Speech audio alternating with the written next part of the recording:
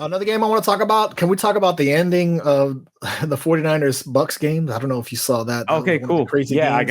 I got that on my list. So let's go.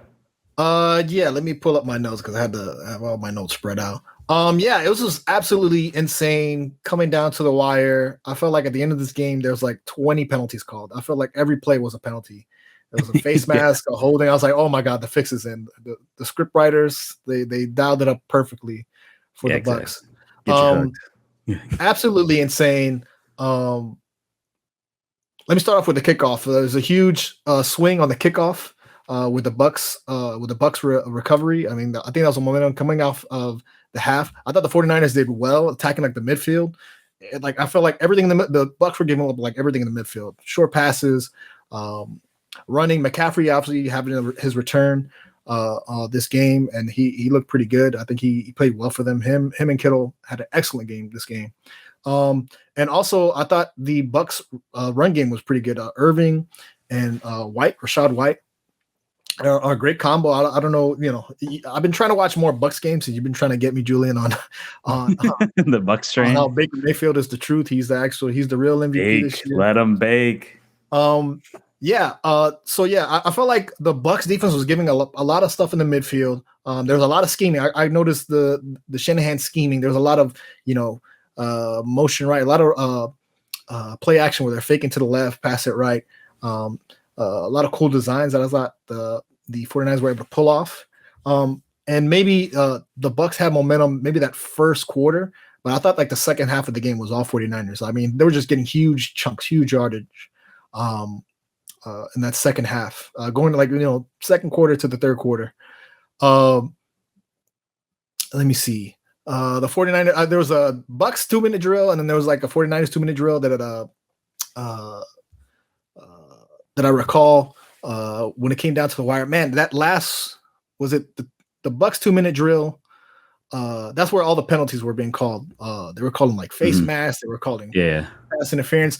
Baker Mayfield was shedding off defenders. There was one play where Nick Bosa was trying to tackle him. Nick Bosa should have dragged him by his arm, but Nick Bosa was just holding him. He was able to just squirm around. There was like 3 or 4 plays like that where he was just able to squirm around, get out the pocket, toss it to somebody down the Baker field. Magic, bro. There was some moments of magic by that guy. Like I'm like, God, Baker's gonna. But you gotta talk about the biggest thing, man. What was the biggest story coming out of that game, dude? I don't know. Deebo fighting somebody? No, Moody, bro. Missed Moody. 3 straight field absolutely goals. Huge for them. My God, he made 3 in a row. He 3 made big that ones. game way closer than it should have been. He made 2 when he needed it. But I absolutely missed 3. Huge for him, I guess. I don't know how I feel about that. Like I feel absolutely crazy about my kicker. I really don't feel great about my kicker in the Dolphins, but absolutely insane. I mean, he came through at the end, but I mean, I would be so nervous. 3 in a row. Like a 44. I think it was like a 44-yard field goal to win it. I'm like, oh my God, this guy's gonna miss it. He's gonna whiff it. He's gonna whiff it. But no, I kind of agree with you. It felt like the Bucks really couldn't get anything going offensively until like right at the end, and a lot of it came from Baker Magic. The Niners did a real good job just kind of shutting that down. It felt like everybody was just kind of quiet on the Buccaneers front, but obviously you have Mike Evans out and Godwin out, so that doesn't help. But yeah, I just felt like they couldn't get anything moving without those guys. The run game was solid; it was good enough, but obviously what kept them in the game was really the Niners' mistakes, specifically Moody's and the missing the field goals. But I don't want to put all the blame on him because at the end of the day, the Niners offense still only made it to field goal range. They couldn't actually punch it into the end zone for a few drives in a row, which, people want to blame the kicker for missing points. Yeah, you should put that away, especially you shouldn't be missing 3 in a row. But also, too, you got to get to the end zone. I mean, that's 3 straight drives you didn't get in there. And a team that hasn't been necessarily playing that well, especially a Bucks team that defensively this game, I think they gave up, over 300 yards. So over 400 yards, my bad, in total yards. So like that's kind of unacceptable.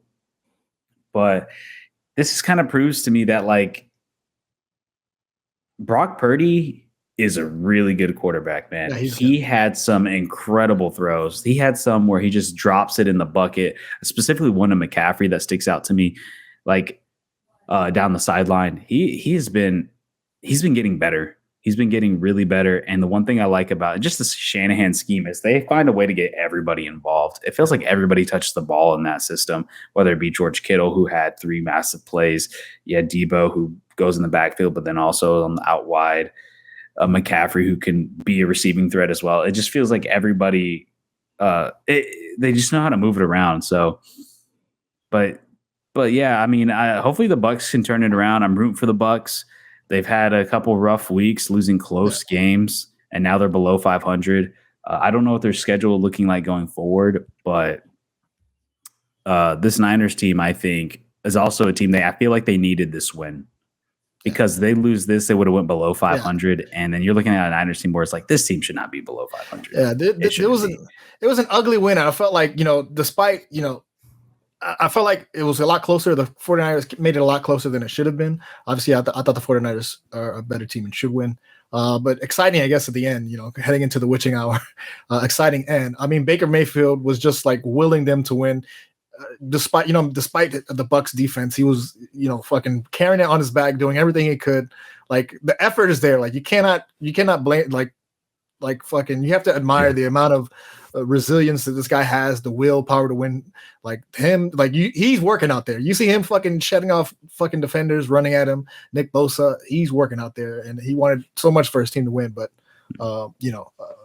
it hurts too when you don't have your 2 best receivers too. It's like it felt like that. It's really kind of fizzled out a little bit since he did, because man, they were dynamic at first. It felt like they were just slinging the rock. But hopefully they can get back and healthy. But I will say I'm looking forward at the 49ers games, and they got a pretty tough schedule, man.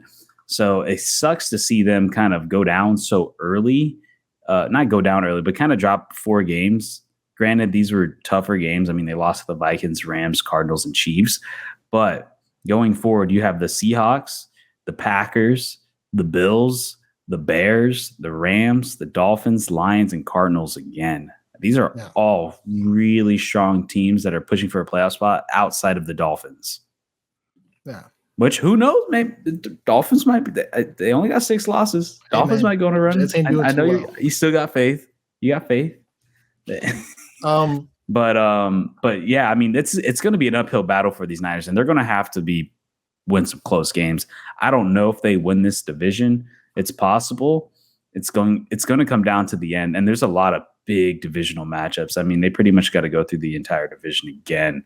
So, and the NFC North.